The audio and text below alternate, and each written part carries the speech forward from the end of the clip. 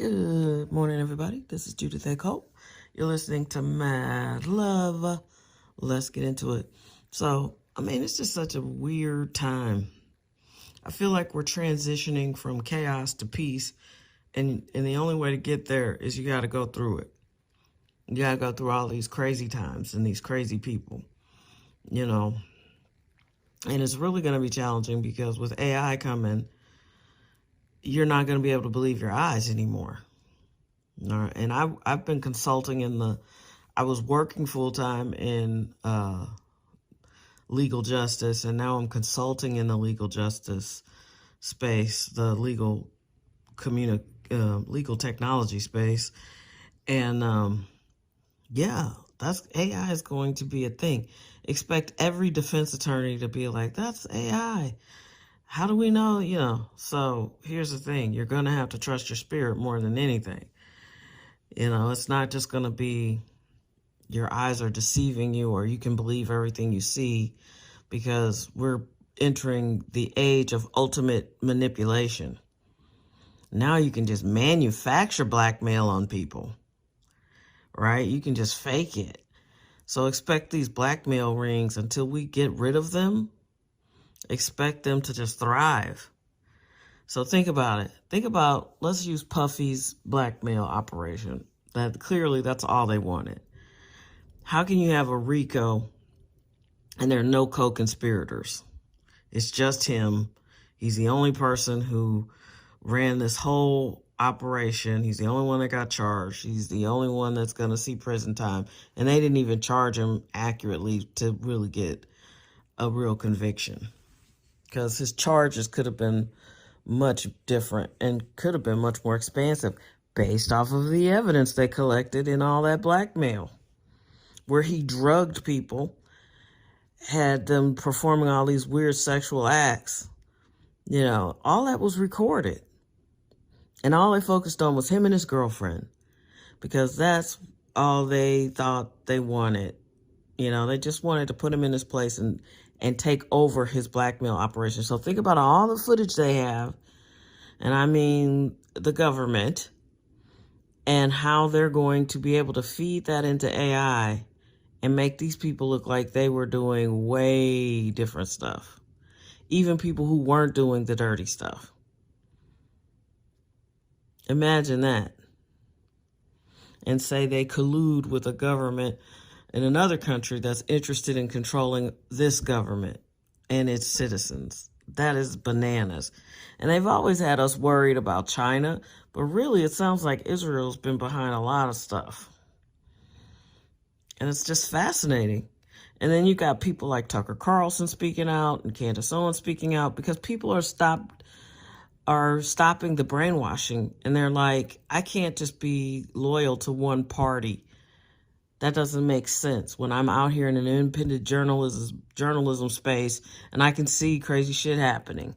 I can see things that are going on that are just flat out wrong. So that's where it gets unique and interesting, because you're not going to be able to just believe your eyes. You're not going to be able to just take people at their word and say, oh, he seems like an honest person. Like, you're really going to have to use your discernment. And I'm telling you, this whole thing with Puffy was just performative. They had no intention of really locking him up. They just wanted his blackmail, because like Epstein's blackmail, they can then leverage it to make people do what they want them to do. And so like Candace Owens, she's having to prove, I get the feeling she really cared deeply for this Charlie Kirk person, that they were real friends. In fact, she's more upset seeming than his wife. And there's evidence to suggest that his wife was some sort of like industry plant, because she goes back to some pageant that Donald Trump owns. And she too could have been a handler, because when you listen to the origin story of this Turning Point thing, it was very much a well thought out, well funded strategy to get young people on college campuses to care about Israel and Christianity and whatever Charlie wanted to throw on top of that. And so some of this incendiary stuff, like I assumed, was, to get clicks and likes and follows and have these inflammatory conversations because we are fighting for each other's attention right now. This is an attention economy. You will make money if you can get people's attention. If you cannot get people's attention, you will not be able to sell your products and you will not make money. The problem is there's a million people trying to get your attention every second. And so some of this stuff he believed, if he was really that close to Candace Owens, he couldn't have believed all the stuff that he was saying, just in general. And I'm not saying that she's, a bastion of non-controversial things. I don't really know much about her. I know I didn't care for her until she started doing her own YouTube channel. And some of the stuff her research is impeccable. And I may not agree with her. I don't understand how she, up until recently, worshipped Donald Trump. I didn't get that at all. She really thought he was going to come in and drain the swamp. And I'm like, don't you see he is the swamp? He's part of it. The president is kind of feckless at this point. That is just a role. They are the figurehead. They run the circus for us to look at and be mad about and participate in. But over here, off in the shadows, is this other government doing everything they want to do, all these three-letter agencies, and spending the money how they want to spend it, and basically using the American tax dollar to do whatever they want. And then they pretty much tell the president to stay out of their business. And so it's fascinating to me because I'm looking around and it's like obvious that that's what's happening. Americans, we don't have anything. The infrastructure is terrible. We don't have high-speed rail. We don't have innovations anywhere, not in healthcare. There's nothing's being innovated. And these tech companies have a lot of pull because they're also contractors for the Department of Defense and the U.S. government. Elon, Peter Thiel, all these guys have huge government contracts.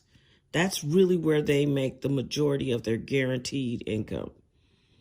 And so that ought to scare you more than anything because they're coming to you like they're tech bro geniuses, but they're really creating technology that can be used against us.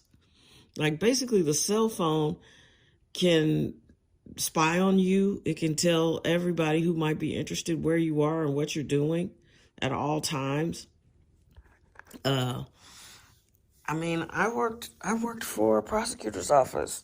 We used cell phone technology a lot to get people locked up. And my whole thing is like, if you're not doing anything illegal, then you shouldn't worry if they can find you. It's done an inordinate, I'm not getting my words out good today. I'm sorry. I'm full of stutters and mispronunciations. But it's done a great job locking people up who've actually been committing crimes. But if you don't commit crimes, what if they just want to frame you? It could be really, really scary. And Palantir is all about pre-crime. What is that? It's called Minority Report, and it was scary. They just show up and arrest you before you do anything. I guess because you got criminal tendencies. But then, because I've worked in the justice system, I just tend to see things in no one on our side would misuse it. But you got to realize there's good people and bad people out here. And it sounds so simple, but it's true. They try to keep us divided on race because that's the most inflammatory. But it really is a class division and also a personality division. Because after 7.5 years, I have a very clear idea of what a child molester looks like. And it's the rainbow. They look like mostly male, and they mostly look like every race you can think of. Maybe one I did not see myself, that I did not lay eyes on. That doesn't mean they don't exist. I did not see a lot of Asian child molesters, but that doesn't mean they're not out there. But I saw a lot of races represented in that space, and ages, and relationships. grandpa soliciting sex from grandson, fathers with sons, fathers with daughters, fathers with girlfriends, daughter, all the scenarios. Really disgusting. Just tons of scenarios where this was happening. And that to me is also a division, because that's a type of personality and it's a type of person that commits certain crimes or crimes in general. And instead of worrying about if the defendant is black or if the defendant is white, worry about what kind of person would do this to another person. What kind of person would victimize another human being for their own gain? You know, I think that would be probably the most effective thing you could think about if we're really going to have a serious conversation about ending crime. So like I said, Puffy's trial was performative. Ghislaine Maxwell's trial was performative. That's just to satisfy the people, but people aren't being satisfied with that anymore. You know, I've had more than one person go look up these shooters based off of what I said. And they're like, yeah, that doesn't add up. I think you're right. Yeah, I know. Because I don't say things that I think are wrong. And if I do, I say, hey, I don't know. And I want people to look this stuff up. I want people to be aware of their own environment. Like, what's going on? And we can't fix things that we just pretend aren't happening. You know, and I don't know why the news is so terrible now. I don't know why people don't do investigative reports anymore. You know, I don't know. But, you know, it's up to us to decide what kind of society we live in. Sorry about that. Got a phone call, but I made all my points for the day. Happy Thursday. I hope everything works out for you and your loved ones, and you have a great day today. And if you're not already signed up for Refuel, sign up for it. It's Refuel by Faith and Gasoline at beehiiv.com, BEEHIIV.com.